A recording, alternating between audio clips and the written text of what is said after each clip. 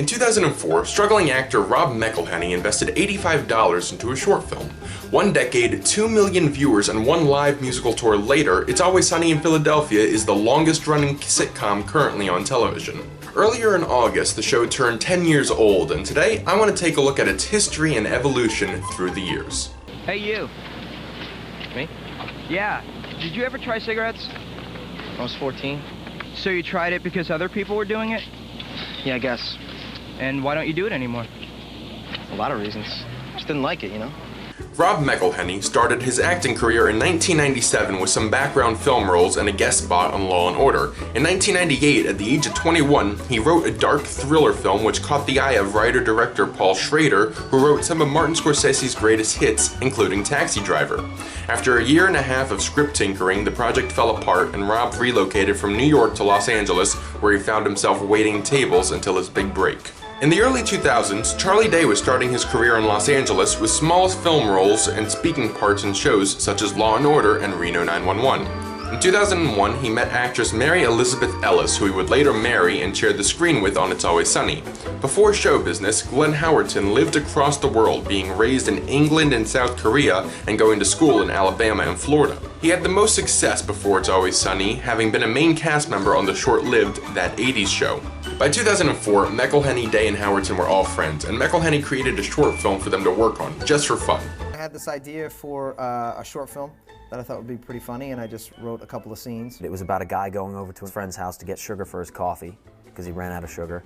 Hey, listen, do you have any sugar, man? I just made a whole shitload of coffee, and I ran out of sugar. His friend's like, yeah, I haven't told anybody, but I have cancer, and, you know, you're really the only person I can talk to. And he's like, ooh, yeah, well, you know, we probably should talk about that at some point. The material developed into a show called It's Always Sunny on TV, a show about 3 struggling actors in Los Angeles. Using cameras the team already owned, the script was filmed a couple times, first with David Hornsby, who currently plays Cricket, as Mac, while Mcelhenney stayed behind the camera. In the second shoot, Mcelhenney played Mac, with Dee's role being filled by Mcelhenney's at-the-time girlfriend, Jordan Reed. Additionally, the future star of Firefly, Homeland, and Gotham, Morena Baccarin, was involved at the time. With the proof of concept completed, Mcelhenney hit up 8 networks in a 2-day span, showing executives his project on DVD. Eventually, the pitch made its way to FX, where executive John Landgraf was looking for low-risk, low-cost programming. The major reason we went with FX was they really got the show right from the beginning. You know, if you guys like this show, great, but here's the deal, if you want to buy it. I'm going to be the executive producer and showrunner. I'm going to be the head writer. Glenn and Charlie are going to be executive producers, and FX said okay. Landgraf was a fan of the show's brash humor and shoestring budget, and the show was picked up by FX for 7 episodes with one condition. We just didn't want to do a show in LA. We felt like there were enough shows about struggling actors in LA that were either working, like The Entourage, or hadn't worked in the past. Rob said, why don't we make it about these guys who run a bar in Philly? By the time the show was picked up by FX, Mcelhenney was no longer in a relationship with Jordan Reed, so her part needed to be recast. We saw hundreds of girls, and then we found Caitlin. We met, and we kind of all just became friends right away. Shot on a budget about 1/3 of the traditional network sitcom, It's Always Sunny had to conserve money as much as it could, using mainly the bar set and using music in the public domain. Averaging 1.14 million viewers, It's Always Sunny was given a 2nd season in October of 2005. It was the first comedy on FX ever to get a 2nd season. However, this was done with a network mandate to bring in a high-profile actor to boost ratings for the show. Although Mcelhenney, Day, and Howerton were initially resistant to the idea, they eventually agreed with FX executives to bring in legendary actor Danny DeVito. People just weren't tuning in. And so John presented us with the opportunity of coming back if we were able to sign a big name. One day, Landgraf calls me up, he says, thinking about adding a character. I said, oh, really? Well, what character? What, you know? So he said, let Rob come over and talk to you about it. And I went over to his house. It turns out that he was a fan of the show already. To accommodate DeVito's busy schedule, all his scenes for the 10 episodes were filmed in a 20-day span before the rest of the season was filmed. A slight ratings bump gave the show another year.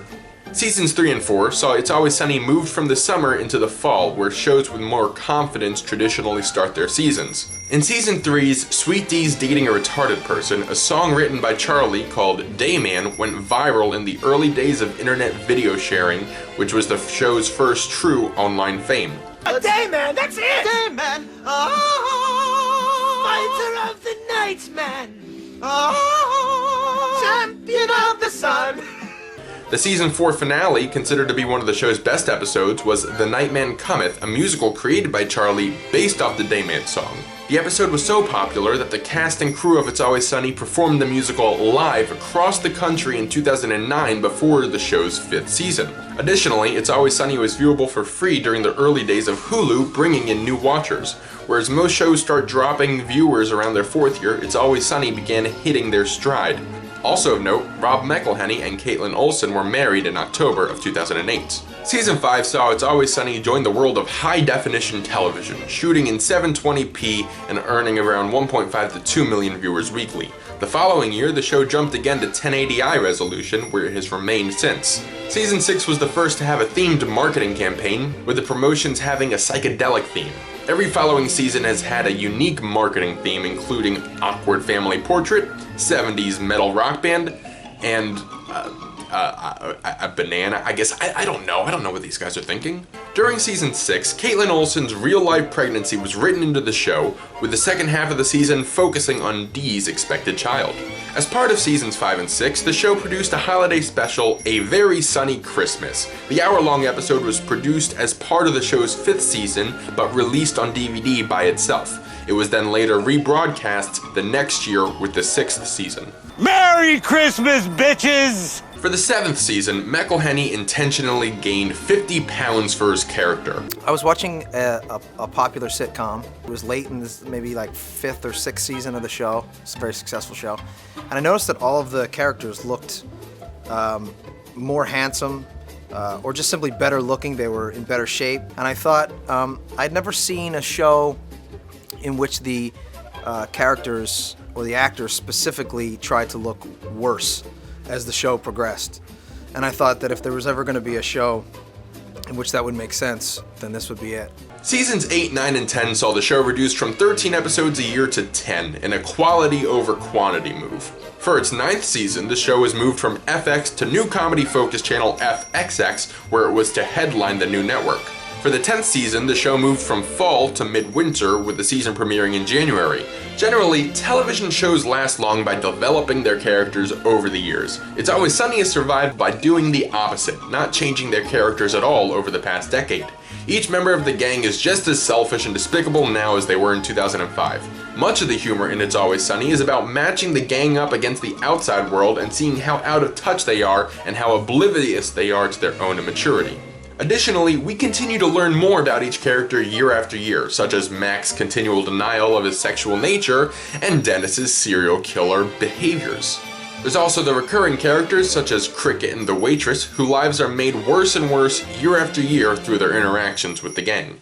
It's Always Sunny has been described before as Seinfeld on crack, and that's not a bad description. The characters of It's Always Sunny aren't doing anything important, they're not going anywhere, they're just living their life one episode at a time. Each episode a different adventure with no consequences and limitless comedic possibilities. Season 11 of It's Always Sunny debuts this upcoming January, and Season 12 will air the year after. Both seasons will be 10 episodes long, and after the 12th season, It's Always Sunny will be the second longest running sitcom in American television history.